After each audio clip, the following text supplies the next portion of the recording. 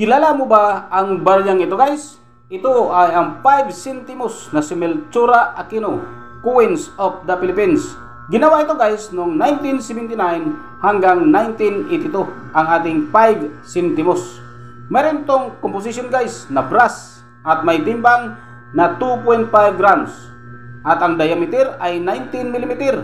Mayroon ding thickness na 1.3 mm at ang kanyang shape, guys, ay scallop at mayroong 8 notches. Tapos na itong nag-demonetize, guys, noong January 2, 1998. Ito naman, guys, ang ating obverse, ang head of Melchora Aquino at ang nakasulat na Republika ng Pilipinas at ang 5 centimos denomination. At ito naman, guys, ang ating likuran, ang reverse seal of Central Bank of the Philippines at ang nakasulat ang Bagong Lipunan at ang Bangko Sentral ng Pilipinas 1949 hanggang 1980, or kung tawagin, the New Society.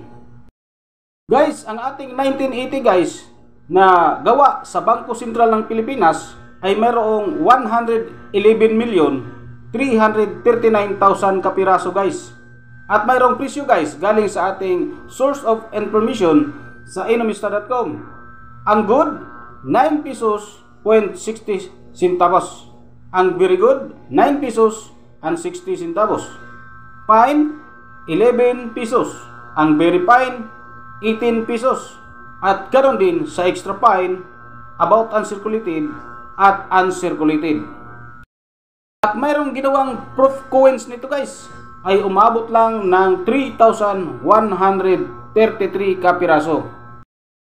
Sa ating example, guys, kung magkakaroon ito ng grado at galing sa PCGS PR69 ay magkakaroon ito, guys, sa halagang 69.33 US dollar. Sa Pilipinas, guys, ay umabot din sa halagang 4,024.60 centavos. Ganon kalaki, guys, kapag ang ating barya ay mayroong grado at certified galing sa ating mga professional coin grading company. Kung mayroon ka nito, guys, huwag kalimutan magkomento sa baba para pag-usapan natin ang iyong barya.